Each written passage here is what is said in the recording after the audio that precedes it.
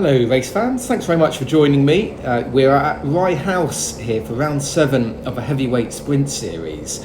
We're just on the rolling up lap here. We are about to go green. We've got some thumbs up in the air there from the drivers ahead to say that we are going live this time. We're on the inside. We're starting 13th. It should have been 14th actually, but we had a DNS, a did not start, which actually promotes us one place and puts us over on the right hand side, which at Rye House is a massive advantage. So we're off. Tom ahead of us just tries to wave the driver through. I think he went a little bit early and very gentlemanly of him there, but we managed to take advantage of all of that. A little bit of bumping and barging as the track narrows, and we're into hairpin 1 here again.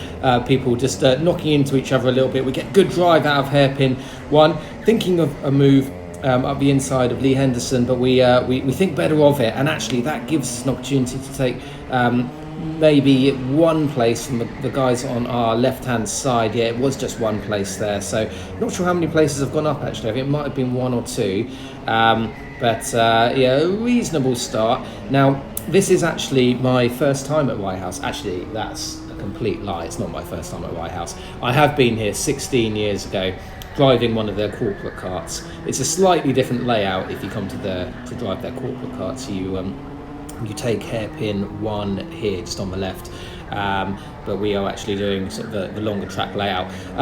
I do at least kind of know which sort of way it's going. As the driver in front makes a move on Lee Henderson, that ruins Lee's exit, and that actually gives us an opportunity to make the move ourselves around the outside into pylon, and that's job done. Yeah, I do kind of know which way the track is going, but I certainly wouldn't say that I know the track. You'll also notice that the track looks sort of brand spanking new, and it is new. Not sure when exactly this new tarmac went down, but I believe it was either weeks or months rather than years ago. I think it's pretty new, and the first time Club 100 have been here with this new circuit surface. So these are my first racing laps of Rye House, and you get 4 laps. I've not included them actually because it's just a bit of driving around, but you get 4 laps to familiarise yourself with the car. 4 laps of warm-up, or is it 4 minutes of warm-up actually? 4 minutes, roughly 4 laps, to sort of familiarise yourself with the track. I didn't do the test in the morning. I would have loved to have done, but no spaces, unfortunately. There's a driver on our right-hand side. This guy was quite a lot faster than us actually, so we're not going to fight him too hard, chiefly because I'm not fast enough to fight him too hard. We're just going to copy him, see if we can copy off of his homework, see what he's doing. See, he takes a little bit more speed into hairpin 2 there, doesn't he? And I guess that just allows the revs to not drop so much. He's also taken more speed into pylon, and he's already gapped us. I wasn't feeling particularly full of confidence actually. Warm up wasn't particularly fast. You managed to sort of overtake a couple of guys. It's not a race, of course, is it, in warm up, but it always good for the confidence if you've not been somewhere before. There's a few other drivers that I know and that I was following who seem to be faster than me actually. I think they had done some previous Club 100 work at Rye House, be it yesterday or sort of endurance series or something like that. I was a little bit anxious coming into this, but it's not gone too badly so far, but it is really apparent that, look at that, or not troubling the apex too much there, it's really apparent looking back at this footage of where I'm going right and where I'm going wrong. And look at this, Sainsbury's delivery has just arrived at my home as I'm doing this voiceover, so let's see what delights we have in store. I hope they don't forget my Watsits. Sometimes they forget my Watsits. Yeah, anyway. Alright, I'll be talking to you again in just a moment.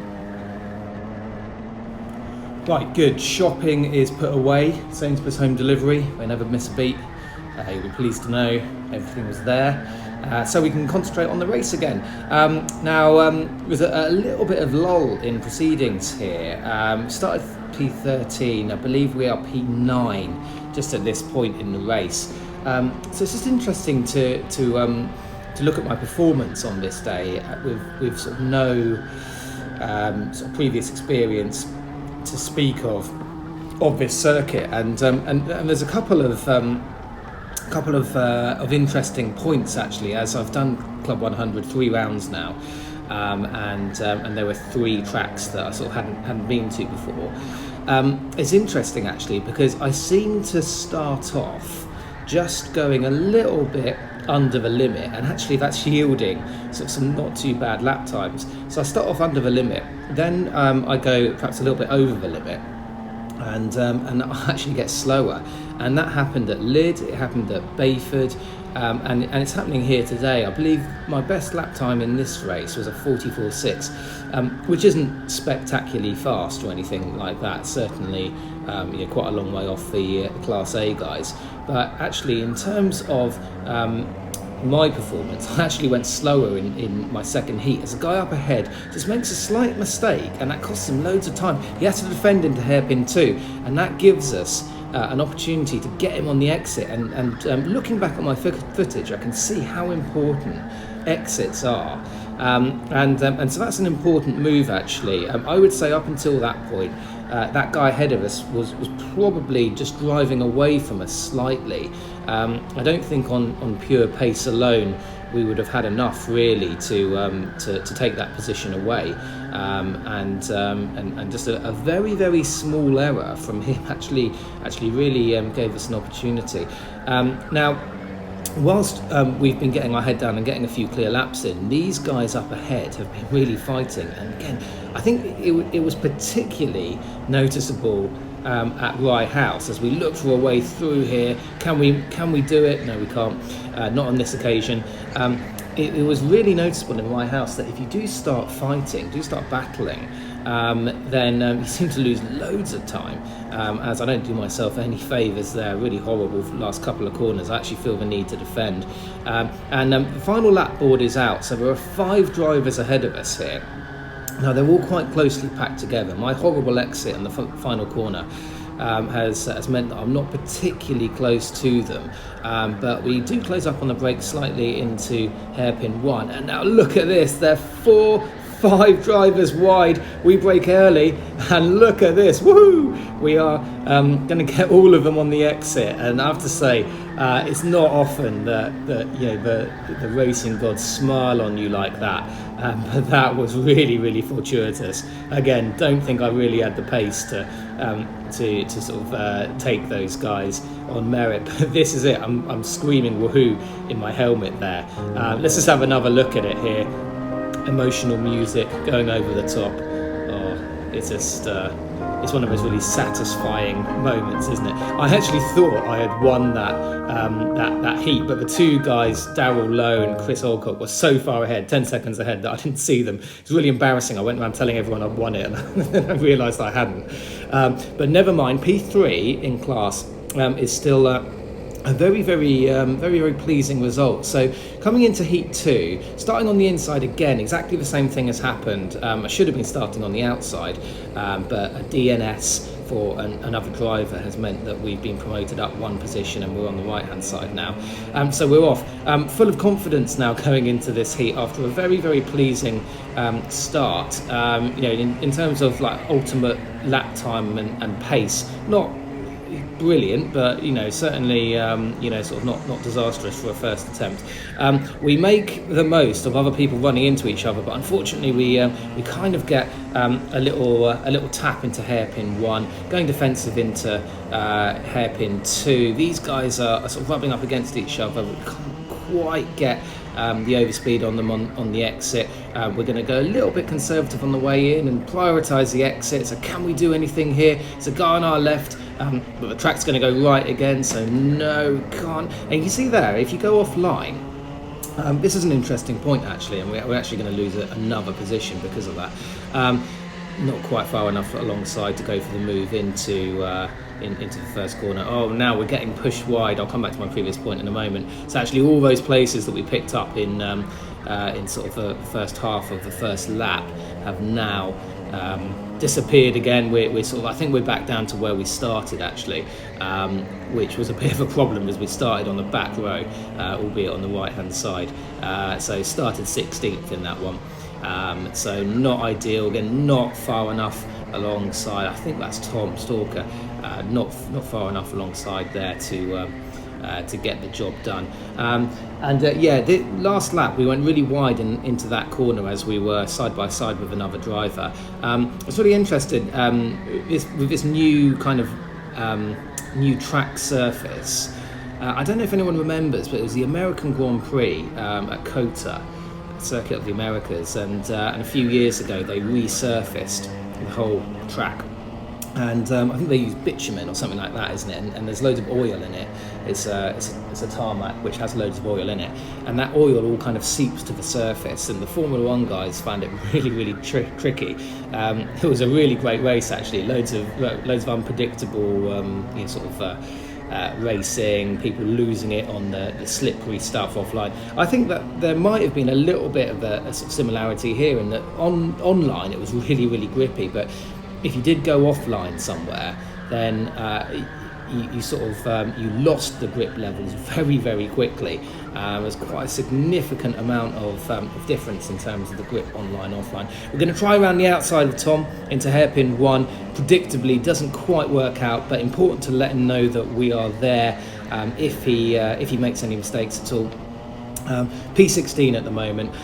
Yeah, back to my previous point about sort of progress in learning new tracks. I always kind of felt that I was quite slow to learn new tracks and master them. I'd say that actually joining Club 100 is something that's really benefited me in terms of learning new tracks. And yeah, Heat 1, 44.6, not particularly special lap time, but sort of fast enough to allow us to be in P8 and then P3 on the final lap, as this guy's defending up the inside.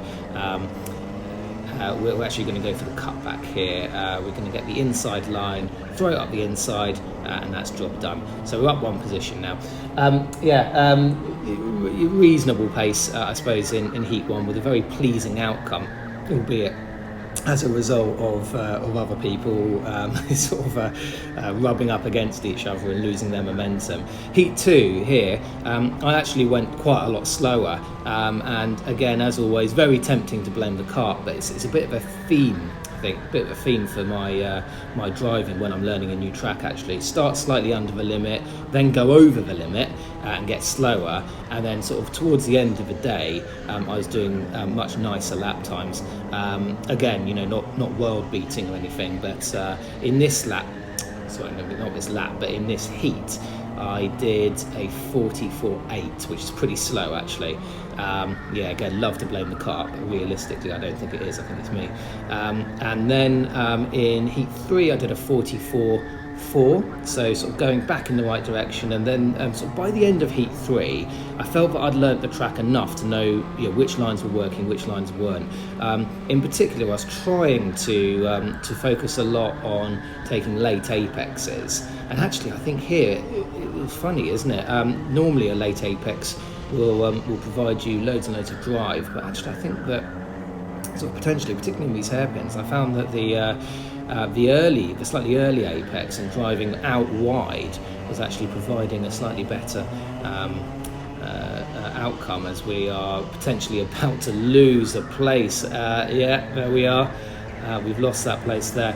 Anyway, sort of by the end of the day in the B final, where I ended up residing, in the B final I was doing 44.2s. So, sort of from a starting point of a 44.6, going backwards to a 44.8, down to a 44.2, sort of going in the right direction, and just learning which parts of the track to be on, which parts of the track not to be on as we make another move, does sort of really help.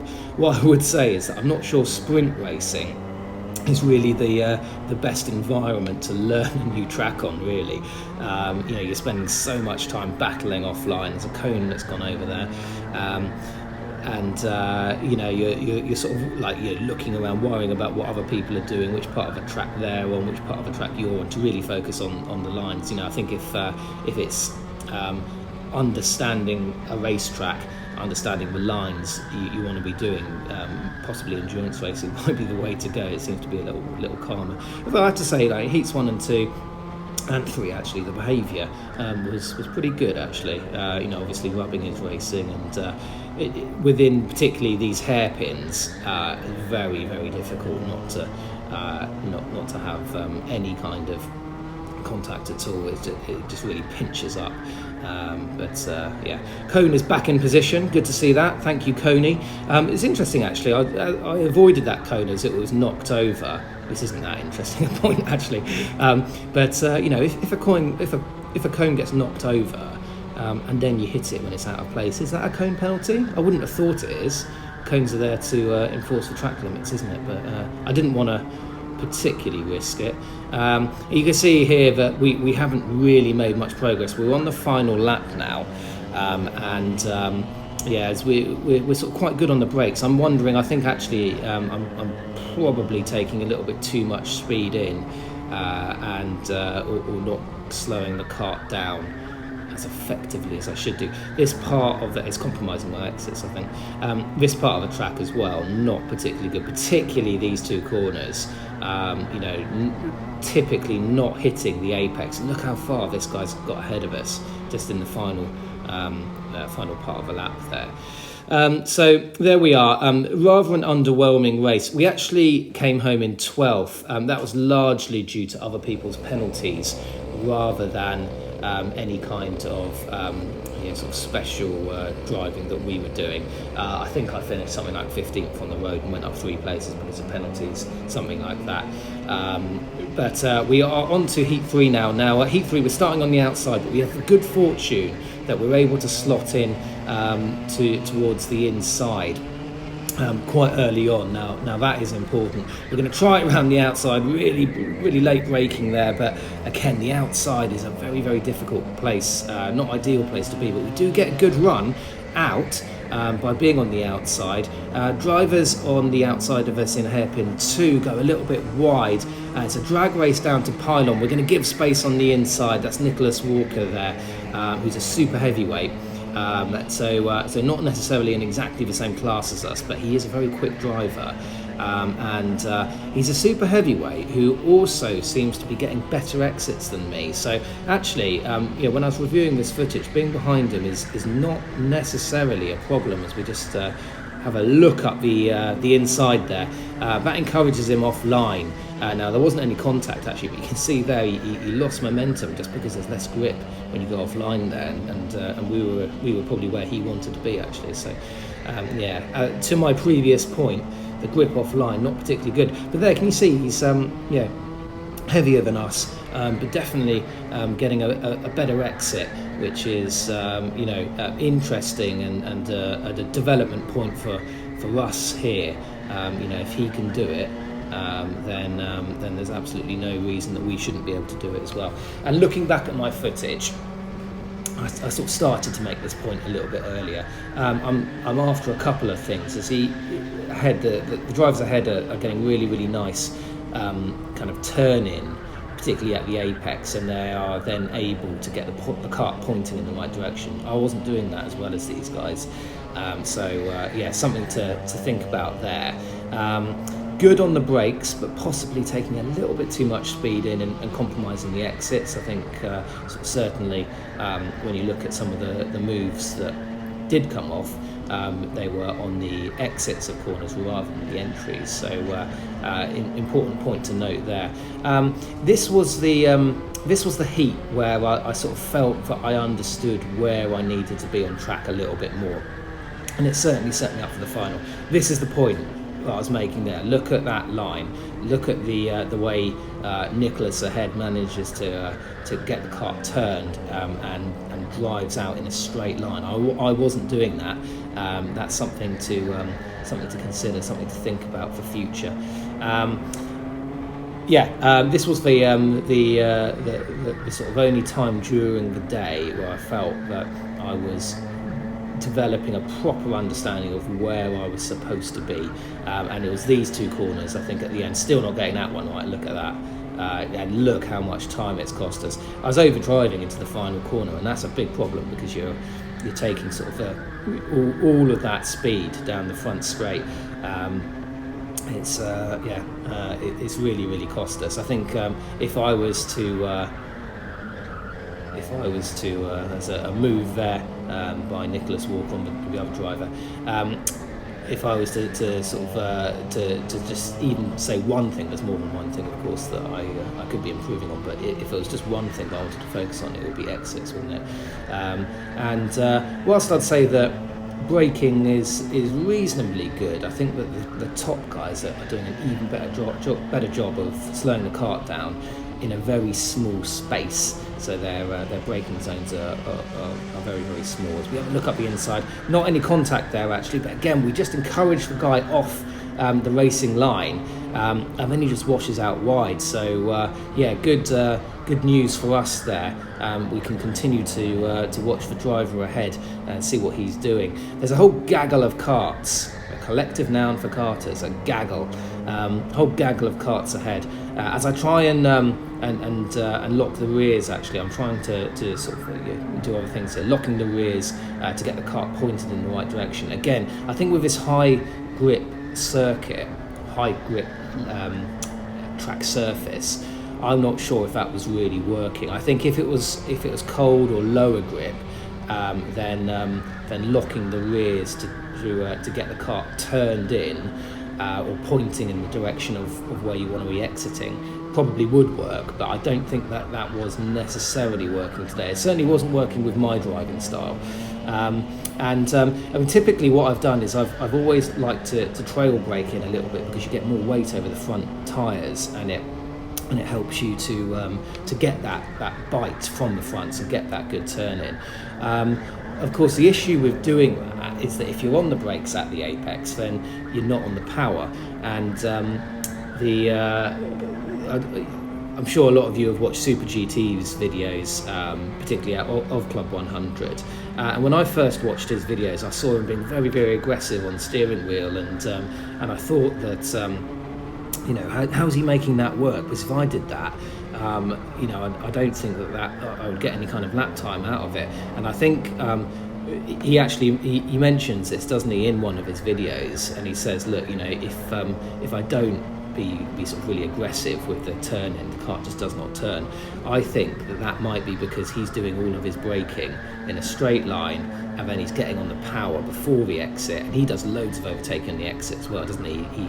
He sort of regularly talks about how he does all of his overtaking on the exit corners rather than the entry, and I think that perhaps what he's doing is braking in a straight line and getting on the power, and then having to be really aggressive with the fronts because he hasn't got any weight over the front of the tyres. I'm going to try that next time. It might be a complete disaster. It's not natural to the way I'm driving. We've got a driver on our left here. I think this is James, one of our C3 rivals, who's letting me know that he's there. Just a little bit of fighting again. We've lost loads of time. We're going to have to go defensive again into pylon, but we keep hold of the position for now. This, I believe, is going to be the last lap. So yeah, just I'm getting a little bit tidier on the exit there. I'm beginning to realise that a little bit of speed off on the way into the final corner is probably the way to go.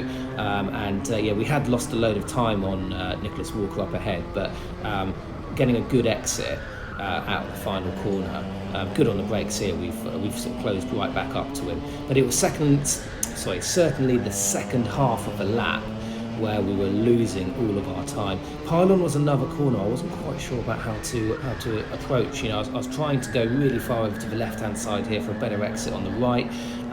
That meant being a bit conservative on the way in. Quite often that works, but I think the faster guys were really trail braking all the way in and taking loads and loads of speed. By the end of this race, like I said, we had sort of more or less understood what we need to do. The baby's crying, so I'll be back in a minute. Right, baby placated, back on with the recording. So we're in the final now, we're in the B final, and we're starting P10. So again, that puts us on the outside of the grid, and a horrible start here. Look at that, really bogged down. And unfortunately no way to get over to the inside line. And just here, get really badly shoved wide, and yeah, very, very difficult to get back onto the track, and we lose loads of positions there. Absolutely everyone going past us. It's a melee into hairpin one, loads and loads of people getting shoved wide, and we're just going to try and stick to the inside here, safest place to be, on the curb. Managed to get back up a few positions, but terrible exit, and just at this point here, things are about to get very, very scary. You got two carts, one on the right, one on the left, and me in the middle, and I'm getting sandwiched at this point. I guess these guys don't know that we're three wide, and up goes my nose. I'm now on two wheels doing a wheelie, and stamping on the brakes. Nothing's really happening. The guy on the inside, I think, has just backed off a little bit, and thankfully we live to fight another day, and I was really just trying my best to stay alive around that corner, not worrying too much about making any positions up or anything. Yeah, after some sort of very good behaviour in heats 1, 2 and 3 on the whole, the start of the P final was really aggressive. Sorry about the camera. I think this is my camera on the recording. Actually, it seems to be juddering slightly. Not sure why that is actually. But never mind. So a bit of a horrible start there, down loads of positions. No idea how many positions I'm down now, but it's just going to have to be a case of the baby's come in again. Hello there, baby. It's just going to have to be a case of trying to deal with things as best we can. Onto the start of the next lap. As these guys are, I think, as these guys are battling, it does give us a slight opportunity to come back at them again. Like I said, by this stage in the day, I felt far more confident about where I should be. As James there almost hits the barrier on the exit, we have to give him room on the exit. We don't want to see him ploughing straight into there. He's still on our right here, but we have track position here, and we've gone up a place. Now that was actually a really important move because he was another C3 runner. So that in class at least is an important move to take. As we get the exit wrong again into the final final corner. And that really provides us with not very much of any value down to the front straight. We do get a good exit from the first corner though, and whilst we do the job on the brakes, the guy on the left hand side there sees that we're alongside, sees that we're going to get blocked by the driver ahead, and ends up doing exactly the right thing and backing off and taking the pair of us on the exit actually. So good driving there from him. Important that we get this guy in front. I think we potentially in this kart got the pace, and you can see that we are in the slipstream now as well, just edging a little bit closer to him. The guys ahead might be getting away a little bit if we don't make a move relatively soon. So we're going to have to try and ensure that we do this. Learning from the guy two ahead and braking a little bit earlier and trying to go for the exit almost works actually, but not quite. We're going to do the same thing again, just rolling it through the corner and prioritising the exit. I think it is working now, isn't it? It's this is beginning to look a little bit better to my eye. Guys up ahead, guy in the blue and the guy in the black here are rubbing up against each other and losing themselves loads of momentum. So we're up one position. Thought I might be able to make it two places there, but not quite. Doesn't quite work out for us. We've still got plenty to be cracking on with. Again, good exit on just launch on the exit of turn one there.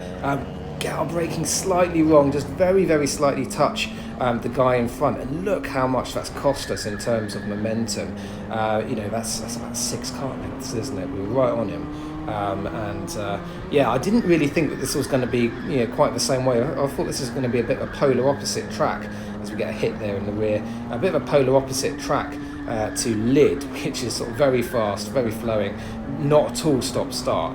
With the hairpins here at Rye House, it really was very stop-start. It goes to show, doesn't it, with these Rotax engines and karting in general, it is all about momentum. It was all about keeping the revs up,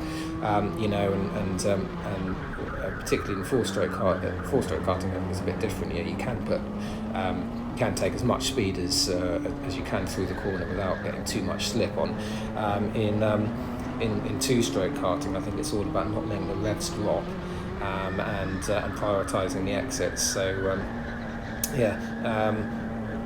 it's been a little bit slow to learn all of that, but learning is the fun thing, isn't it? Again, not troubling the apex there too much. It's so frustrating watching this back because you can just I can see myself making the same mistakes lap after lap after lap. But I guess when you're fighting people, you don't have quite the spare capacity in your brain to work out exactly what's happening, or if you do, it's going to take you far longer. If I was reviewing my footage at the time, then it might be a little bit easier. These guys are sort of side by side. We're going to see if we can take advantage there. We're side by side into pylon, going for the exit, and we get a better exit. The track goes left, and now the track goes right again. So again, we're side by side, and I have track position, so I get the position, but someone else takes advantage of us battling there. Now, I actually got a warning for that. I felt that I wasn't entirely sure about that warning. I felt that we were just side by side and sort of just going for the same part of the track really there. And if there was a warning, then why not a warning for both of us? But I guess the marshals felt that it was a warning rather than a penalty, just because it was a little bit of racing and robbing. But we have to accept it. We've got the overspeed on the exit of the guy who overtook us again. So we get that position again, just slowly making sort of progress. The lap times here at Rye House did seem to be very, very similar. And there's our warning, contact warning. They did seem to be very similar, which I guess means that if you are, or if you make a mistake, or if you get any kind of contact with someone and you lose a load of time, it's going to take quite a while for you to get that time back again. We have actually made some time up on this guy here. Again, just trying now to focus more on exits, and again we do get slightly better exit. He's forcing us off the track there, so eventually we have to yield, at least both of us live to fight another day. We're going to try and focus it on a late apex here. That was a slightly better line, and you can see it sort of pays dividends here. We're up on the left hand side here now, and again he's trying to move us onto the grass slightly, but we're far enough alongside to hold our position there and to take that one. So up another position, just hogging the middle of the track here to consolidate that place, and we're up again. But you'll notice now that we really are up against an empty track, really, isn't it? So I should stop complaining really, because now it's going to give me a chance just to drive the track and continue the process of learning, which is so important to all of us. There's no one ahead of us. You can see the pack; they are actually at hairpin 1 already. So I'm quite a considerable way away. That's what I'm trying to say. Which of course means it's going to be very, very difficult now to make up any more positions, unless something spectacular happens, like it did in Heat 1. Like I said, it was a really, really good day. Still very, very warm out there, just like all of the sort of Club 100 rounds so far. It's been beautiful weather in all of the rounds. The sun certainly does shine on Club 100, Yeah, I find learning a track in the wet is well, I suppose not particularly helpful. It does seem, again, Super GT said this once. It doesn't seem to rain when you're karting. Of course, it does sometimes, but it does seem at the moment that every time I go karting, it's beautiful weather, which is not necessarily a bad thing when you're trying to learn a track. Of course, there are nuances when you are trying to learn a track in the wet. It does make it very much more difficult, I think. I'd say, if anything, we are beginning to catch the pack up ahead as they are fighting. I don't know if you can see them just in the distance now. Again, the top guys are again at hairpin one, but there are a few more guys who are a little bit closer now. But certainly we are within the last few sort of laps, and all I need to do now really is just be a good boy and not smash the car up against any curbs or get into any kind of fight. I'm in terms of the guys behind, I haven't exactly dropped them by seconds or anything, but I have got a reasonable cushion. I've got enough of the cushion that I can brake a little bit earlier and focus on my exits now. And you would have thought that I would have done that sensibly, but just at the final corner there, I smashed that sausage curb. Now JV was really, really clear with all of us there that if you go and you hit that sausage curb, a sleeping policeman, at the exit of the final corner, then you have gone too far wide and you've infringed on track limits. So I saw JV looking at me hit that curb, and I saw him then looking down at my number. So I'm kind of like fully aware here, and it's put me off slightly. I've missed that apex. I'm now very slow into this apex, really, really cautious, making sure that I don't do that. But yeah, there we are. We've got our track limits warning. So we've had one contact warning and one track limits warning. So we're sort of pushing our luck a little bit here. It's really, really important now, as we're going around on our own, that we don't do anything silly that's going to result in what is a reasonable position at the moment. Actually, at the moment we're P3 in class. I didn't know that at the time, but there's not really anything to be gained up ahead. The guys up ahead are too far away, and plenty to lose from behind. The guys behind me are certainly not exactly that far behind. So just going to be really important now to behave ourselves. We're on the final lap, just about 44 more seconds of good behaviour required in order to get ourselves through this heat and to ensure that we are going to be coming away with a little bit of silverware again. So really, really pleasing. The second race in a row I've come away with a little bit of silverware. So at the moment I'm P3 in class, and in this race, certainly not in the championship. Interestingly, actually, I'm sort of starting to look at the championship a little bit more now. I've turned up halfway through a season, so it won't be good, but I'm having a little look.